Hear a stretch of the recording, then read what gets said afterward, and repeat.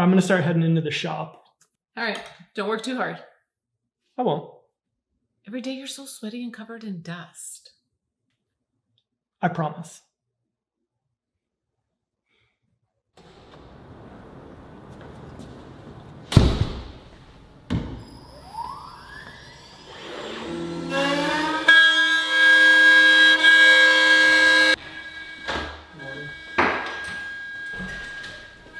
Game?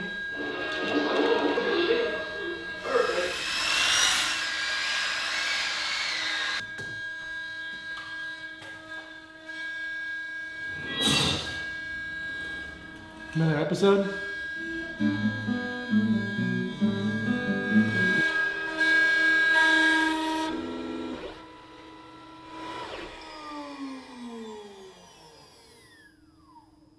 Must be time to go.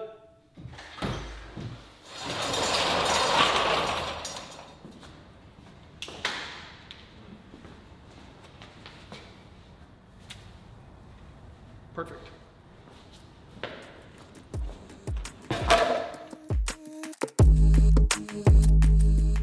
Every time I make a project on my X-Carve, one of the questions that I undoubtedly get is, why don't I just cut the finished pieces on my CNC? And I usually reply with something along the lines of that I think that sounds good in theory, but it might not work out that well in reality. Now, if you guys are familiar with my other builds, you know that my typical workflow would be to make myself some templates on the X-Carve and then use those to make my finished pieces. That's just what we found to be the most efficient and have the best quality with the tools that we have. Until now. Maybe.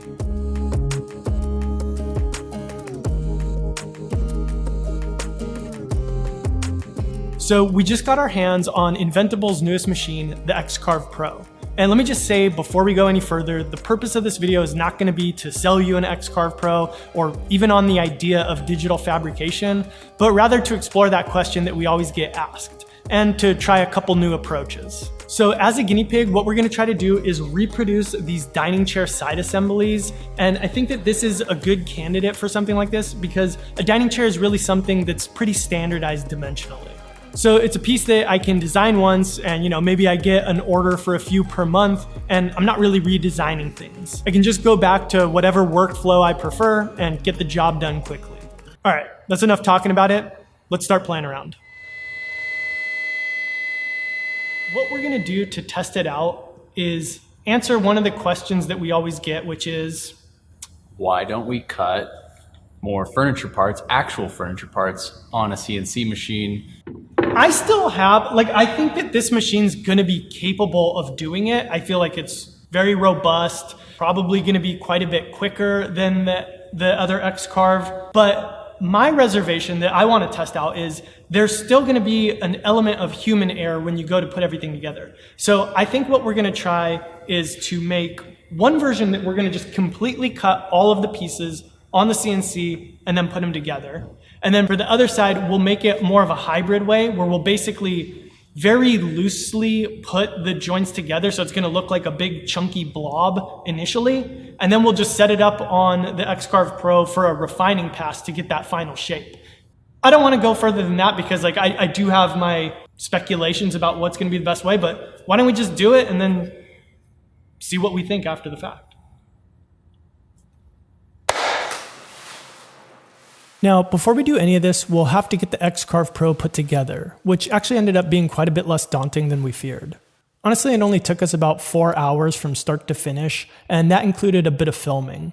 And I can tell you that that's easily a personal best for me, as putting together my regular X-Carve took me well over 20 hours. In full disclosure though, that was working alone, and I'm notoriously bad at this kind of stuff. Also, there's no need to wire anything as it all runs off of a standard 120 volt outlet. So we have ourselves all set up to cut the CNC pieces.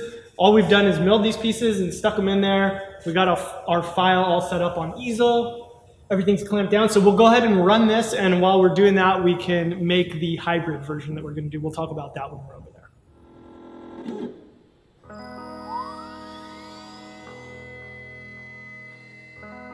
So while we're cutting those, just a couple things that I want to make sure that I say. And first would be, again, this was an early build that we got, so we unfortunately don't have any dust collection, so you'll notice us taking care of that manually, but the real thing will have dust collection. Also, because of the scope and time restraints of this video, I feel like we're only really getting to test out a fraction of what actually makes this thing intriguing for me personally. Obviously, I'm coming at it from the perspective of somebody looking to make medium-sized runs of furniture pieces, but one feature that I really wish we had time to play with, and hopefully we can in a future video, is the tiling feature, which lets you carve pieces that are infinitely long. And that's because the model that we got has a cutting area of about 4x4, but because the front and the back are open, you can slide in pieces of any length. And by utilizing that tiling feature in easel, it presumably makes it easy to set up continuation cuts that are any length that you want. Now, I'm not going to sit here and tell you how easy it is or how well it works because I haven't had a chance to personally test it, but it's something that I definitely do want to try out. All right, so we just got the pieces off of the X-Carve Pro. This little fraying here is just because we didn't set it quite deep enough to cut all the way through. We were a little bit conservative since we didn't want to cut into the waste board. Technically, we set it to the cut depth of exactly the piece. So, I mean, honestly, the fact that we have paper thin, this is fine. I'm happy with this. Definitely. I think that the carve time was like 17 minutes. Something like that. It did not seem like it was struggling with it at all. So like we might be even able to bump that up a little bit. Now that was just for what would be half of one chair for the entire side assembly. Let's just call it 30 minutes per chair. We could at least fit 2 full chairs on the machine, I would say, probably 3. Doing it like that, where we're cutting out the individual parts, I think we could stack, at least 3? Probably 3, yeah. Definitely 2, probably 3. So if it were 2, it'd be about an hour of carve time. And I would think, we were being pretty conservative with the speed settings. We probably could have bumped it up a bit, and incremental changes in speed, you'll go from 17 minutes to all of a sudden it's 12 minutes. And, right. When you're doing that times 4, now instead of saving 5, you're saving 20 minutes, it can start to add up. We'll see how they come together. I mean, just from a productive point of view, I would say I'm very impressed with what we just did, because Definitely. To make 3 chairs and go through that whole process and get to this point is 2 days of work, typically. So we'll come back to this. Okay, so we're kind of thinking our way through the hybrid model of how we would do this. What we have here is just 4 pieces split into chunks. And we have these templates that we would just keep on hand, which we will use to just very roughly mark out the angle of the joining faces. And so what we're gonna do next is we're just gonna kind of cut these faces. We could do it with the table saw and the miter gauge. You could do it with the track saw, pretty much anything. Just wanna make a straight cut. And then we can join those faces together, and we're gonna have these big chunky pieces that then we'll put on the CNC to refine. Is there anything else that? No. From here, with all the joint faces cut, we can go ahead and clamp everything up, which we didn't film, but here's a shot of the chunky piece all assembled and ready to be refined on the X-Carve Pro. But for now, let's go back to the parts that originally came off of the CNC. All right, so we just gave the pieces that came off the X-Carve Pro a quick sand just to get rid of those little fuzzy bits. And we kind of have it dry, fit together. A couple things that we noticed are, first off, with this piece, it's kind of unique in that one of the main issues with this particular piece being a sub-assembly and then we have to glue it up twice is we do that first glue up, and when we're making this traditionally, we do that glue up, then cut that joint face. And like you were saying, everything needs to line up perfectly. And in that situation, it needs to be lined up to a point of perfection that honestly we probably can't get with just gluing up and then being like, okay, out of the clamps, it's done. The X-Carve Pro, it's gonna cut what you tell it to cut. And so if you cut it to the finished size, it's gonna cut it to that finished size perfectly, but then you're not gonna be able to replicate that degree of accuracy. In my head, like you're saying, I think in this particular piece, this is where doing it this way is maybe gonna be the downfall of it. And we might see that doing it the other way is going to come out with a much better product for these tiny little things that at the end of the day, the finished piece, you're going to notice it and it's going to cause problems and things. Yeah, and maybe we'll be able to devise something in the clamping jig that takes care of all that. So I guess let's work on it. We'll see, and then we'll keep reserving judgment until the very end. Yes. After that little dialogue, we jumped into SketchUp, which is where I had originally designed the chair. And based off of the model, we could quickly put together a little clamping jig that would help us get pressure in the right directions to be able to assemble all the weird angles that our parts had. Now, I'll say that this was a quick solution, and were I to go down the path where this was going to become my workflow, I would definitely spend more time devising a better clamp that I could use repeatedly. In fact, I've already got some ideas for that, but this was good enough for the purposes of this experiment. Either way, after we felt good enough about it, I exported the jigs as an SVG and popped that into easel where we could lay it all out and cut on the X-Carve Pro. And if we wanted, we could have modeled something directly in easel. As you can see here, it's got design tools built in, but it just made more sense for us to use SketchUp since we already had done the work there. And I should also say that you can use any design software that you want to do this as long as it can output an SVG file or G-code, because easel and the X-Carve will be able to interpret it and carve it. And then with the jigs in hand, we could go ahead and assemble everything. But before we do that, let's talk about this month's feature viewer project, which comes from Tony Tang.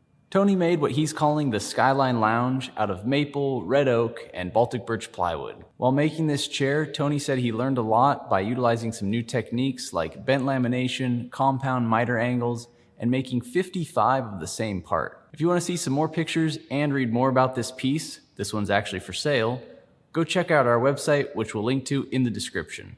We're going to be featuring a new project each month, and we're happy to be using Squarespace to help us build a website. Both Chris and I have been using Squarespace to build and maintain our websites for years now, and honestly, it's one of the best choices we made when starting our businesses. At the time, I had no idea what I needed to do to build a website, but Squarespace makes it super easy to get up and running with plenty of professional-looking templates to choose from, as well as making things like purchasing domains really simple. Squarespace also has plenty of e-commerce tools to help you grow your business. Things like inventory management, a simple and secure checkout process, and unlimited products allow us to easily manage online transactions and not get bogged down with mundane tasks so that we can devote more time to doing the things we enjoy, like using our new CNC router or making a Skyline lounge chair. So if you're thinking about starting a website, or even if you already have one, go check out Squarespace to see if it might be a better option for you. Head over to squarespace.com/4eyes for a free trial. Then when you're ready to launch, use the offer code 4eyes to save 10% off your first purchase of a website or domain. All right, thanks Squarespace. And if you want to have one of your projects featured as well, check out the links in the description.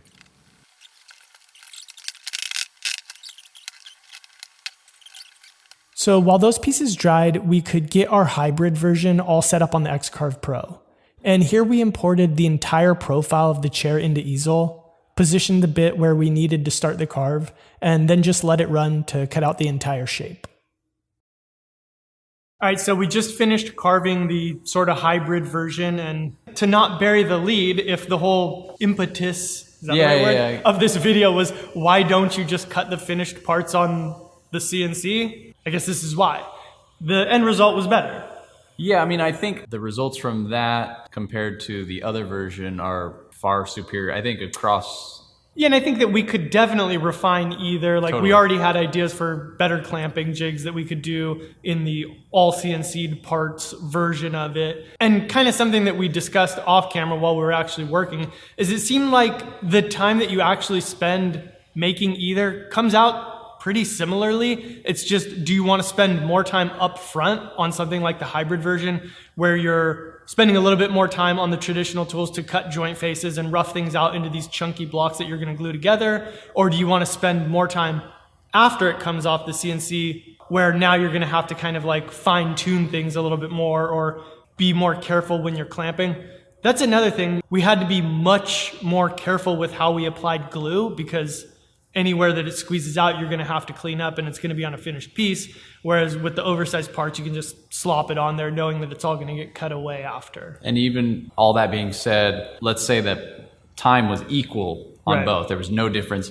Just the outcome, like you're saying, the hybrid version is so much better because all that after the fact cleanup work and Right. any little discrepancies come through on the version where we cut the parts separately. Whereas the hybrid version, you basically have a chunk and it cuts the perfect shape and that's it. Yeah, once it's off the X-Carve Pro, it's done. You're pretty much sanding and then you're moving on to the rest of the chair build. Right. Okay, so now that we've done this, if you were actually going to implement this into a business, how do you think you would do it? Yeah, I mean, I know we talked a lot about this off camera and we had a bunch of different ideas. I think Do you want me to say what mine was first and then you can say Okay, why yeah. mine's wrong?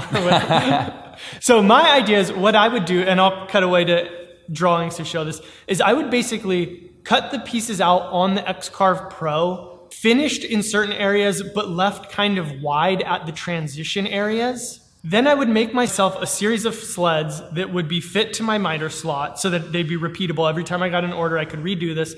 They would basically nest the shape in so that I could, right off of the X-Carve, cut those joint faces. Then I would have another series of clamping jigs that I would use to clamp it all up. And then for the final shaping, it would just be those transition areas that would be a little bit large. I would just take them to like a spindle sander and finesse them. Those are all really just like aesthetic areas where it functionally doesn't matter how they come out. It just, you want them to look the same. So I could just nest them together in pairs and hit them on the spindle sander real quick and be done with it.